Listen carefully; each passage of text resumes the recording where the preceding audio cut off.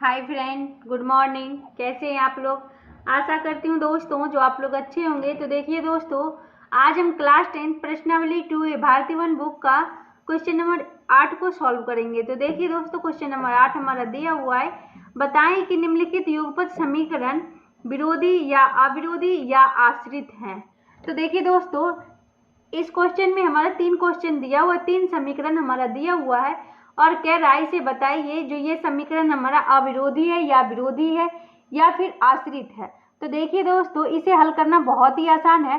तो चलिए दोस्तों, हम इसे हल करके फिर आपको बताते हैं।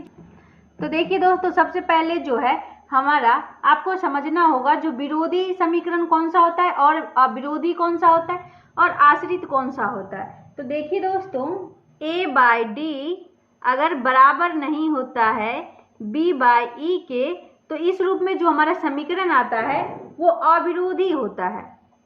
अविरोधी,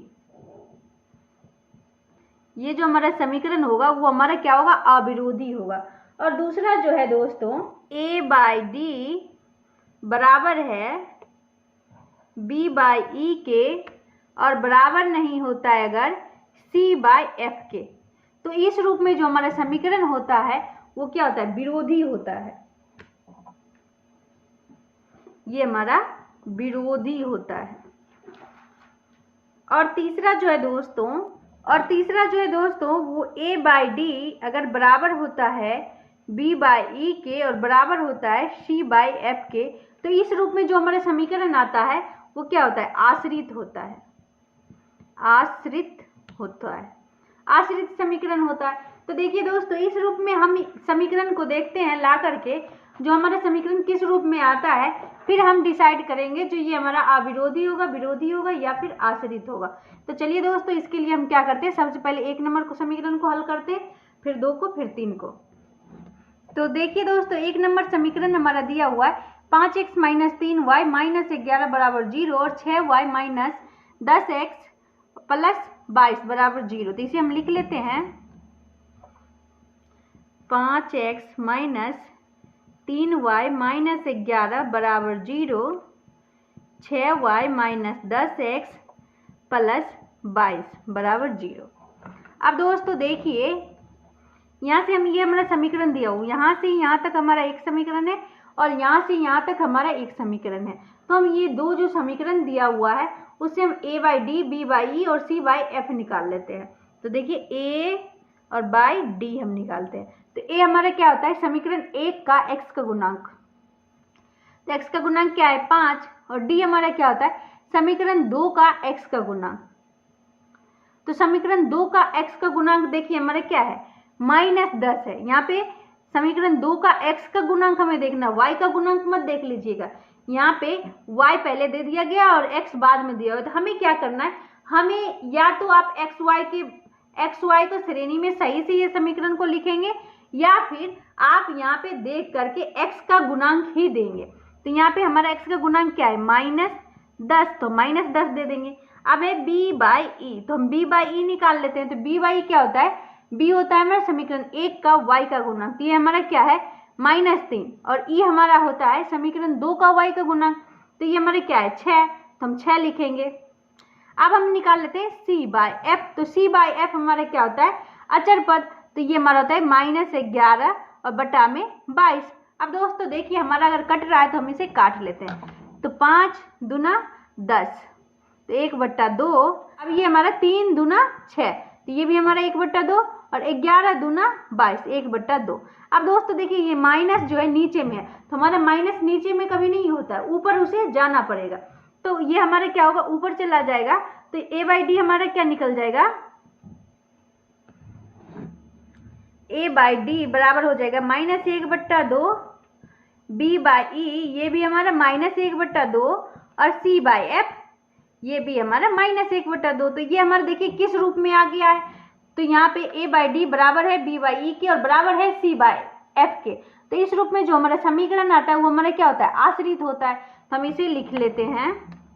इसलिए a/d बराबर है b/e के और बराबर है c/f के। तो हम यहाँ पे लिखेंगे अतः यह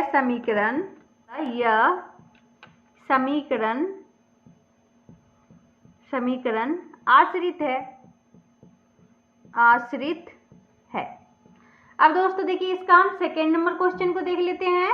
तो देखिए इसका सेकेंड नंबर क्वेश्चन हमारा दिया हुआ है 2r माइनस 3s बराबर 8 और है हमारा 4r माइनस 6s बराबर 9। अब इसे भी हमें देखना है जो ये हमारा समीकरण अविरोधी है, विरोधी है या फिर आश्रित है। तो इसके लिए भी हम क्या करेंगे, a by d, b by e और c बाई एफ निकाल लेंगे। तो a बाई डी, तो a बाई डी हमारा क्या होता है, समीकरण एक का x का गुणांक होता है, लेकिन यहाँ पे x नहीं दिया हुआ है, x y नहीं, यहाँ पे क्या है RS है, तो r हो जाएगा, r का गुणांक हो जाएगा। तो r का गुणांक क्या है 2 और d हमारे क्या हो जाएगा, समीकरण 2 का r का गुणांक, तो ये हो जाएगा 4। अब b बाई ई, तो b हमारा क्या हो जाएगा s का गुणांक, तो ये हमारे क्या है -3 और यहाँ पे हो जाएगा -6। अब हो जाएगा हमारा c बाई एफ, तो ये हमारे क्या होता है अचर पद, तो देखिए c बाई एफ ये हमारा 8 हो जाएगा और ये हमारा 9 हो जाएगा। तो देखिए दोस्तों अगर कट रहा है तो उसे हम काट लेते हैं। तो 2 दूना 4, 1/2 माइनस से माइनस कट गया, 1/2, 3 दूना 6। अब दोस्तों देखिए a बाई डी बराबर है हमारा b बाई ई के, तो हम यहाँ पे लिखते हैं इसलिए a बाई डी बराबर है b बाई ई के, बराबर नहीं है c बाई एफ के। यहाँ पे देखिए बराबर नहीं है c बाई एफ के। तो दोस्तों देखिए हम यहाँ पे ये हमारा कौन सा समीकरण होगा, तो ये हमारा देखिए जब a बाई डी बराबर है b बाई ई के और बराबर नहीं है c बाई एफ के, तो इस रूप में जो हमारा समीकरण आता है वो क्या होता है, विरोधी होता है। तो हम यहाँ पे लिखेंगे अतः यह समीकरण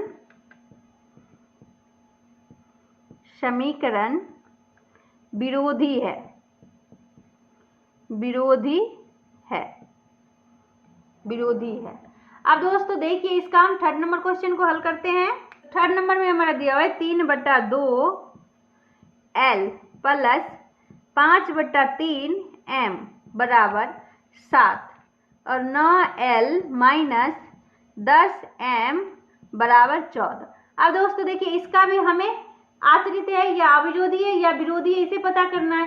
तो इसके लिए भी हम a by d, b by e और c बाई एफ निकाल लेंगे। तो देखिए a बाई डी, तो a हमारा क्या हो जाएगा l का गुणांक, तो 3/2 और d हमारा क्या हो जाएगा समीकरण 2 का l का गुणांक, तो ये क्या हो जाएगा 9। अब दोस्तों देखिए इसे जो है इसे हम कैसे तोड़ेंगे, तो 3 के बटा में क्या है 2 और 1 के बटा में क्या है 1 है, तो यहाँ पे 1 जो है वो हमारा ऊपर हो जाएगा और 9 जो है वो हमारा नीचे आ जाएगा। तो अब दोस्तों देखिए 3 बटा में क्या हो जाएगा 18, 3 छक 18, तो ये हमारा क्या आ गया 1/6। तो ये हमारा a बाई डी क्या निकला है 1/6। अब दोस्तों देखिए हम b बाई ई निकालते हैं। तो b बाई ई, तो ये हमारा क्या हो जाएगा 5/3 m का गुणांक और बटा में क्या हो जाएगा -10, तो -10 लिख लेते हैं। तो देखिए ये हमारा क्या हो जाएगा, इसको भी हम तोड़ेंगे तो 5/3 गुने 10 के बटा में क्या है 1 है, तो 1 हमारा ऊपर जाएगा और 10 हमारा नीचे आ जाएगा -10। अब दोस्तों देखिए इसको हम गुना करेंगे तो 5/30 -30, तो 5 छक 30, तो ये हमारा क्या आ जाएगा -1/6। अब दोस्तों देखिए इसका फिर हम निकालते हैं c बाई एफ। तो c बाई एफ क्या होता है अचर पद, तो ये हमारा क्या हो जाएगा 7/14, तो 7 का 7, 7 दूना 14, तो ये हमारा क्या आ गया 1/2।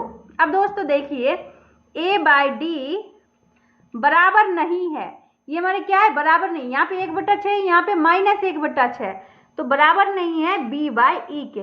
तो इस रूप में जो हमारा समीकरण होता है वो हमारा क्या होता है अविरोधी होता है। देखिए यहाँ पे a बाई डी बराबर नहीं होता है b बाई ई के, तो हमारा समीकरण क्या होता है अविरोधी होता है। तो हम यहाँ पे लिख लेंगे अतः यह समीकरण अविरोधी है,